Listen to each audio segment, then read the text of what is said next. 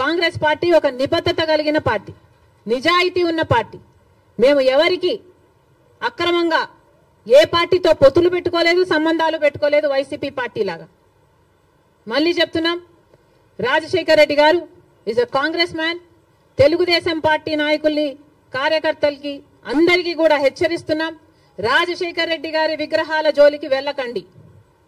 వైసీపీకి వైఎస్ఆర్ కి సంబంధం లేదు. యువజన శ్రామిక రైతు పార్టీ జగన్మోహన్ రెడ్డి గారి పార్టీ. రాజశేఖర్ రెడ్డి గారు ఈజ్ అ కాంగ్రెస్ మ్యాన్.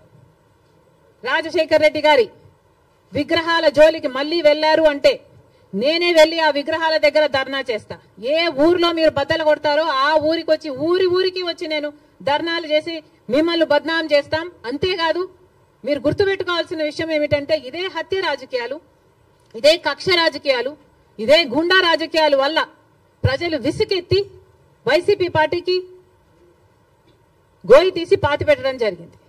మళ్ళీ అదే తెలుగుదేశం పార్టీకి జరగకుండా చూసుకోండి. Thank you very much.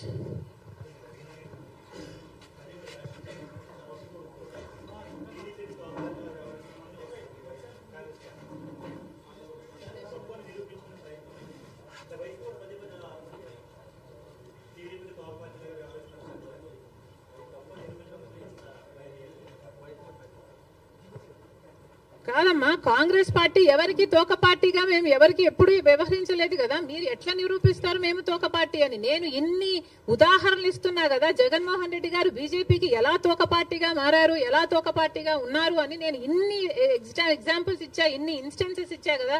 Manipur అయితేనేమి, స్పీకర్ అయితేనేమి, మీరు బీజేపీ పార్టీ వాళ్ళకి అధికారం ఇవ్వడం అయితేనేమి, మీరు అధికారంలో ఉన్నప్పుడు వాళ్ళు బిజినెస్ లీడర్ అయితేనేమి, ఇవన్నీ మేము చెప్తున్నాం. మీరు నిరూపించండి.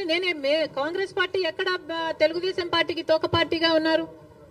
ఒక్క చోట అంటే ఒక్క చోట కూడా మేము బీజేపీ పార్టీకి కానీ, తెలుగుదేశం పార్టీకి కానీ, పవన్ కళ్యాణ్ పార్టీతో కానీ మాకు ఎటువంటి వైసీపీ పార్టీతో కూడా ఎటువంటి సంబంధాలు లేవు. Congress party is the only opposition in the state of Andhra Pradesh. Because ఒక పక్క బీజేపీ పార్టీ ఉంది, ఆ బీజేపీ పార్టీతోనే కలిసి ఉన్నారు.